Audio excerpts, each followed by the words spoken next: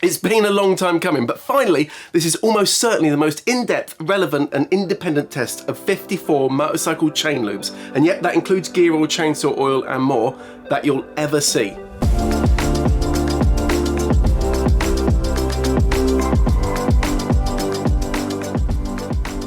This project has taken me months of evenings and background work, but it's also used one of the world's leading test houses to ensure that this video is backed by science. There are some real surprises in here, as well as a few suspicions confirmed, but all 54 lubes have been rated for fling, stickiness, O-ring safety, cleaning, corrosion protection, appearance, wear protection, and extreme pressure protection. So by the end of it, you should be able to make an informed choice on what, if anything, is the best for your bike. Actually, this is a test of 55 products because some people believe that you might be better off using nothing. So first off, let's look at why you should lube your chain. Obviously, chain lube manufacturers say you should use it, but they're not the only ones. Most modern bikes use a chain with O-rings or X-rings, or there are a few different rings, that seal in grease from the factory between the rivet and the bushing. Now this keeps it flexing smoothly and reduces internal wear. And that's there for the lifetime of the chain, which is why you don't want to be too aggressive with your cleaning. Now I've spoken to people at RK, Tsubaki, DID and JT. As chain manufacturers, all of them agreed that chains do need lubricating. 1. The O-rings that keep the grease inside the chain need to be kept lubricated so they don't harden or crack. 2. Perfect chain alignment is practically impossible, so as the plates are slightly out of line, the O-rings could allow some moisture to start affecting the grease. A decent lube can help seal that. 3. The roller that contacts the sprocket is not sealed and it spins on the outside of the bushing, so this means it needs lubricant underneath it and it is experiencing pretty high loads. 4. While there's a large force between the chain rollers and the sprocket teeth to push lubricant away, metal is not smooth. Tiny dips and crevices will to some extent hold some lubricant and reduce wear between them. 5. Chain lube can help protect from corrosion. This doesn't just keep it looking better. If rust builds up on the inside face of the plates, this again will cause damage to the O-rings that protect that factory fitted grease.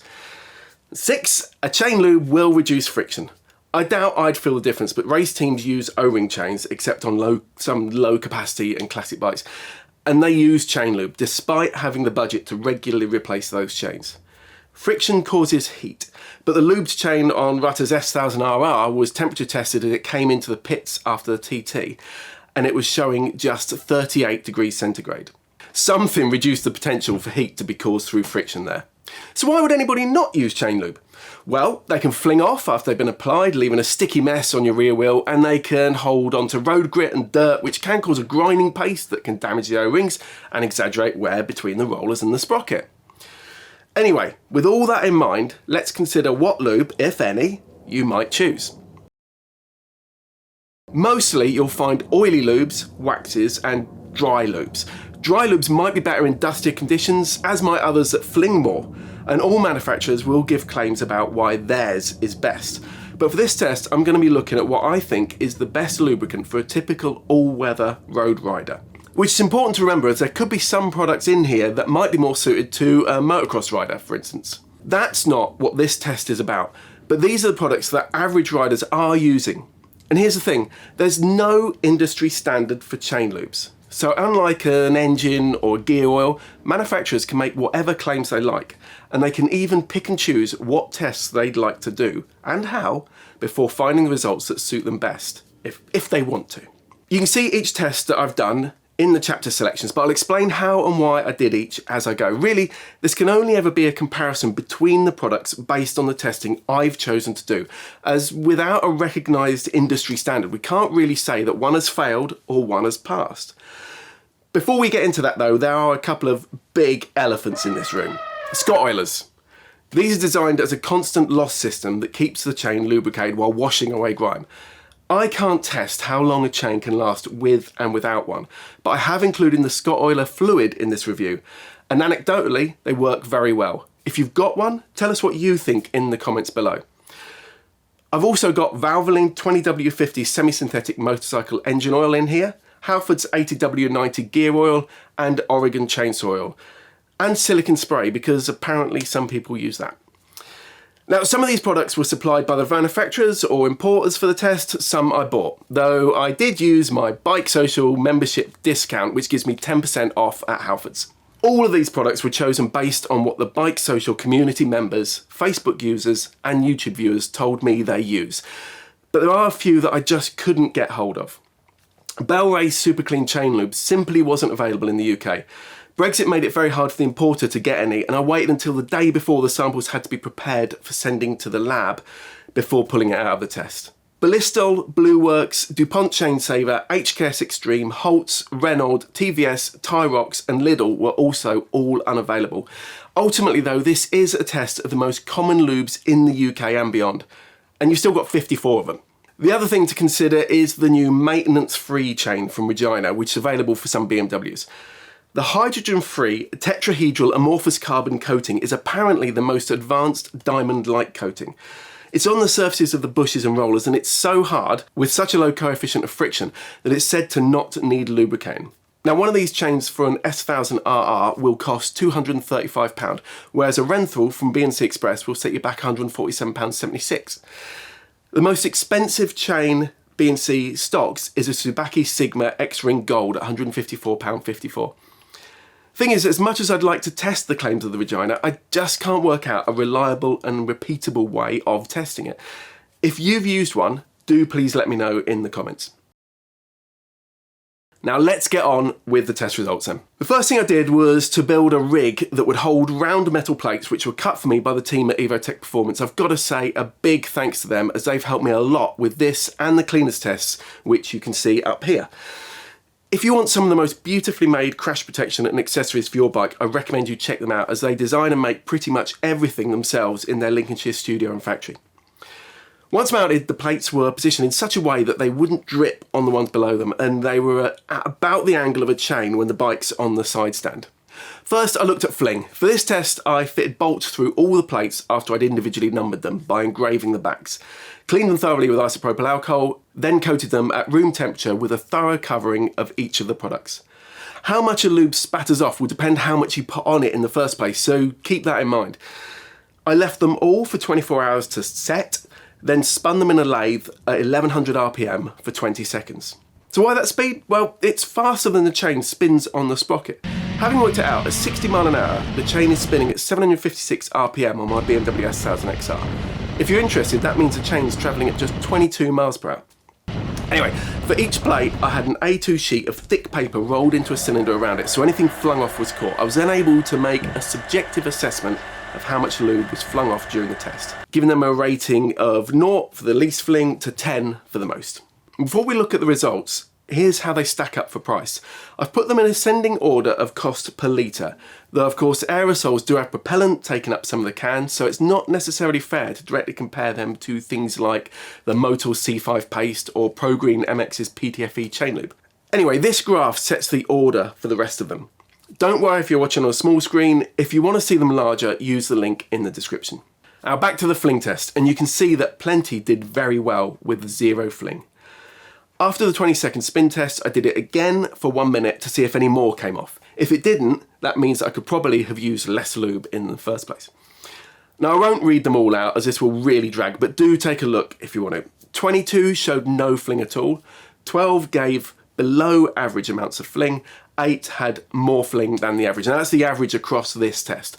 Now whether a thinner coating is effective will become clearer in a minute. 10 of them flung a lot and kept flinging. In some cases they're designed to do that as they take the dirt with them, or you'd expect them to, like gear, chainsaw and engine oil. And once this fling test was done, each plate had its bolt removed and was carefully loaded onto a long threaded rod with nuts to keep them apart before I took them to the independent testing lab for a modified version of ASTM D1748. This test saw all the sample plates, which had already had the lubes applied, then flung off to be a realistic measure of their performance in use, suspended in a tank held at 48.9 degrees C. Over a period of 4 weeks, these were checked every 7 days by the lab, with a final result being given for corrosion. The plates were all then compared with the least damaged being rated 1, the most damaged being rated 4. And as you can see, the results were mixed, but the best were Sports Bike Shop's own brand chain lube, iPone Careline Extreme, Silverhook chain wax, WD-40 chain wax, Worth high performance chain lube, Worth chain wax, True Tension banana slip wax, XCP Professional, BPC cog lube, Muck Off dry weather, Castrol Racing, Motorex Adventure, Motorex Racing, Putaline Tech Chain, Maxima Chain Wax, Bulldog BDX, S100 White Chain Spray 2.0, Liquid Moly White and Motul C5 Chain Paste. The lab also provided an appearance rating, again from 1 to 4, giving a subjective opinion on how the plates looked based on corrosion and the state of the lube left on the plate. And Sports Bike Shop's own brand lube, Tech Coat TC100 Waxy, RNG Everyday, WD-40 Chain Lube, Putaline DX11, XCP Professional, Maxima Chain Wax, Bulldog BDX, Yama Lube and S100 White Chain Spray 2.0 were considered the best looking. This was actually carried out before the plates were cleaned off and inspected for us, but this is very much a cosmetic subjective rating, but it's something I think as riders we kind of care about how our chains look. Now we're starting to get a picture building of the lubes, but while the plates were away for corrosion testing, I set up 55 fresh plates, reapplied the lubes, left them overnight, then spun them all again. Next was a stickiness test. For this, I weighed every plate 3 times using a set of drug dealer scales. I did each 3 times to ensure I got as much accuracy as possible, and the results were very consistent despite it not being a lab grade calibrated device. I then dusted all the plates with play sand, shook them off and weighed them 3 times again, subtracting the average of the first set of figures for each plate from the average of the second set gave me the weight of the sand that was stuck to them. So again, the lowest number is best, and here you can see that GT85, Silicon Spray, Worth High Performance Chain Lube, True Tension Banana Slip Wax, BPC Cog Lube, Maxima Chain Wax and Profi Dry Lube all stood out as giving the best performance. Several others also performed better than the average, so below the line that marks the average number. Of course, we need to keep in mind that some products proved quite sticky, but also flung a lot more. So these are designed to take the grime with them. I must stress again that this test is about finding the chain lube that will appeal to the average road rider who wants to do the least amount of work in maintaining their chain, somebody like me. After the stickiness test, all the plates were left on the rig and I tried cleaning them in 3 stages. Stage 1, I simply hosed them with water. Stage 2, I sprayed them with paraffin. Stage 3, I sprayed them again with water. Each stage got a rating for the amount of lube and sand left on the plate, 0 being that it was clean, 5 being it was still covered.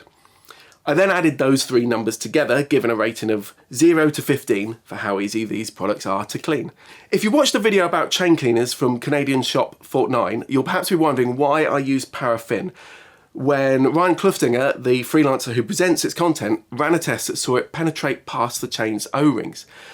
Now that's a problem, as you don't want any cleaner to wash out the factory grease. And modern motorcycle handbooks are non-committal, simply saying to use a suitable cleaner. But Haynes does stick its neck out and does suggest paraffin. And these workshop manuals do rightly stress not to use petrol, as it will damage the O-ring, which is something I've found in tests I've done. If I'd used a branded chain cleaner to test these lubes, it could have biased the results in favour of that brand's lube when it comes to cleaning. So I stuck with paraffin. Now our friends in the Americas call it kerosene, and paraffin does cover other products. But in this liquid form, we are talking about the same thing. So I did my own test, placing a chain O-ring over a hole that I'd carefully drilled in a completely flat and solid piece of steel that won't distort, then applying a light pressure on the top using a jig I quickly knocked up. With this immersed in paraffin, none got through. So while there are potentially more environmentally friendly chain cleaners for sale, I reckon paraffin was a valid baseline for this test, and I've no qualms using it to clean my chains.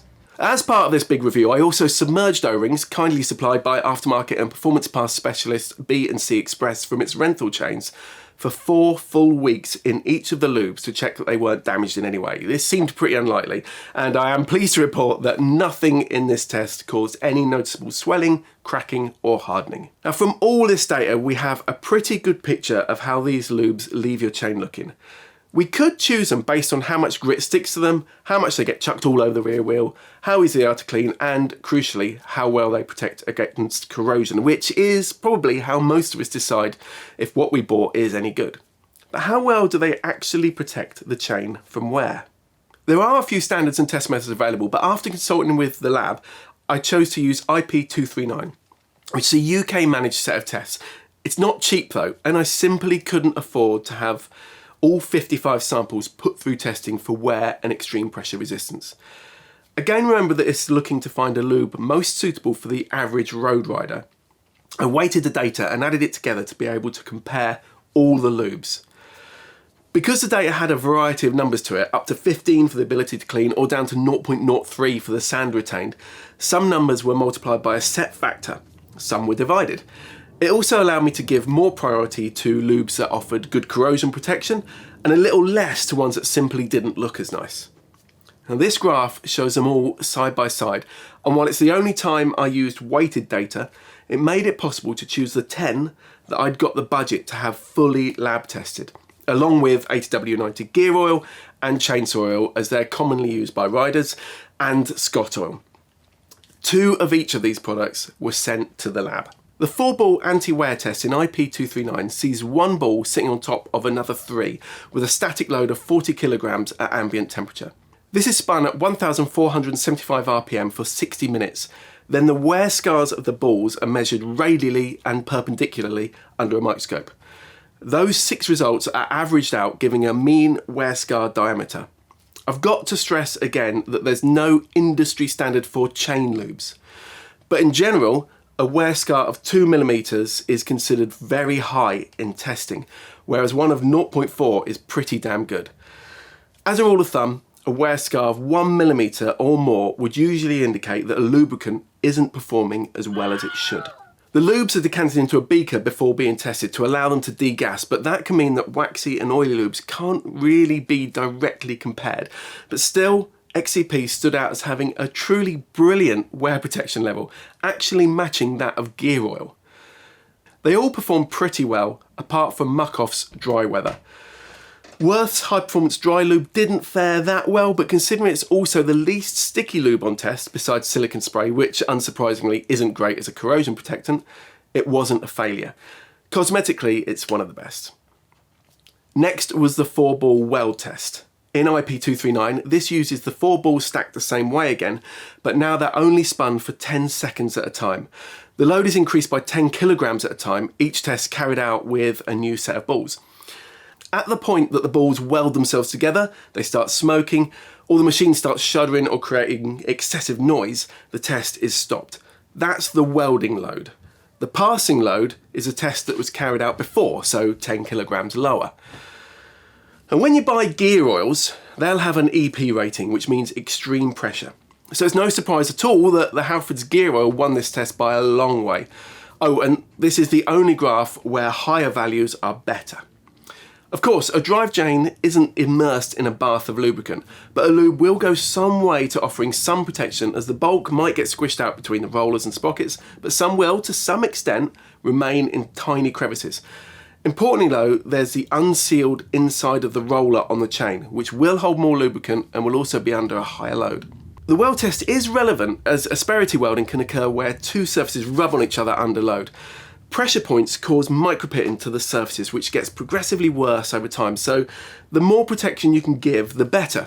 It's of course more of an issue in a gearbox, but it's something worth considering here.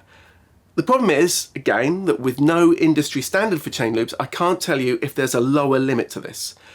All of the lubes performed fairly similarly, though S100's White Chain Spray 2.0 stood out as having the best extreme pressure characteristics of any of the spray products. In fact, it was better than chainsaw oil. Scottoil dropped down here, but do remember that it's constantly and automatically replenished, unlike gear oil and chainsaw oil, which you'll need to reapply far more regularly than a can of lube. Which brings us to the final results. I chose the products that went to the lab for lubricity testing based on their performance in all the other tests, but here you can see every number with no weighting making up each bar of those 13. So that's fling, stickiness, ease of cleaning, corrosion protection, appearance, mean wear scar diameter and welding load. The lower the number the better. So I flipped the welding load figures to work in this graph. There are some products that might have revealed great wear protection if they'd made it through to the lab, but one of the most important points with a chain lube is to prevent rust. We've explained why earlier, but hopefully this test has laid to rest entirely the idea that you might not need to use a chain lube at all. With no industry standards to judge against, I can't definitely tell you if any of the products are bad, but it has helped me decide what, as an all-weather average road rider, I'll be using on my bikes from now on. Well, it's helped me narrow it down. If you want to use normal oil, the gear oil that chain manufacturers recommend works fine. But remember that they're simply suggesting something that they know will work and that doesn't favour any brand or couldn't lead to litigation if that product changed or didn't perform as expected. It flings off like crazy, and as the testing has shown, that means it offers poor corrosion protection. There's no point testing rust proofing without spinning the samples first, which is why I did it the way I did. Gear oil will make more of a mess, and it will need reapplying a lot more than a dedicated chain lube, but overall, it performs better than chainsaw oil. The testing of Scottoil showed it worked very well when you remember that it's a constant loss system. In the old days of vacuum pipes, they were trickier to install, but the new electronic models are a lot easier to get fitted yourself. This isn't really designed to coat the outside of the chain plates, which while only cosmetic, can get a bit rusty if you haven't got the delivery just right. Still though, they really do keep the rollers well lubed with no hassle. Worth High Performance Dry looks really good and did well across the board, but it struggled in comparison to the others in the wear and weld tests. How much that matters will have to come down to your own judgment, but it did have better wear protection than the Muck-Off. Dry lubes are worth considering, but personally I'm going for something more oily or waxy for that peace of mind in wear performance. Maxima Chain Wax did very well across the board. It should keep your chain and the rear wheel looking good. It holds very little sand. It's reasonably easy to clean off, though leave it long enough and it goes very hard, so it will take extra effort to get off. And it had good wear resistance, if not comparatively good extreme pressure performance. Though with these results, we do keep in mind that the chains aren't sitting in a bath of lube. They'll only perform for so long. But we've covered that earlier, and as we've seen, there's more to a chain than simply where the roller meets the sprocket. Special mention goes to Bulldog BDX. Now, this did better than the average in this final group, but it's also an all-round general purpose spray. It did pretty well in my corrosion protectant test as well. So if you want one spray to do everything, this actually is surprisingly good. Now, it is a penetrating spray. So I did my penetration test again using the O-ring and nothing got past. And I think really this is down to how penetrating fluids work. You know, they're designed to get through the small gaps in threads and in metal parts, not through a sealed item. So from what I can see, it doesn't penetrate the O-ring of a chain. Personally, I would stick to using a dedicated chain lube, but you know, it did get very good results. S100 White Chain Spray 2.0 had the best extreme pressure performance in a chain lube and deserves its spot in the final lab testing. But it was XCP's chain lube that really shocked me. To give wear resistance as good as gear oil is outstanding. It showed high initial fling, but then it stopped spraying off, indicating that if you don't put too much on, it will give you much better results. Remember, all the testing of corrosion protection, stickiness, cleaning and wear were done after the plates had been spun, so any excess was gone and the results were far more valid. So tell me, what are you going to use next time you lube your chain?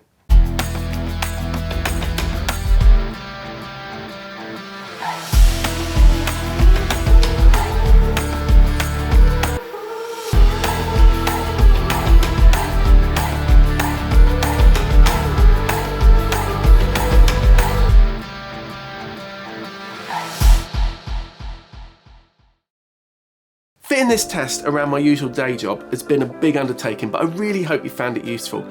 I want to say a massive thanks to Evotech Performance and BNC Express for supplying materials for this test, and a huge thank you to the lab that carried out the work, and to the lubrication engineer who gave me so much of his time and experience in order to help me plan this and decipher the results. And of course, the biggest thanks to you for watching. I know this is a long old video, but I wanted to present all the facts, which is why this is more science than high production values and witty comments. I'm a geek, but hopefully you can live with that.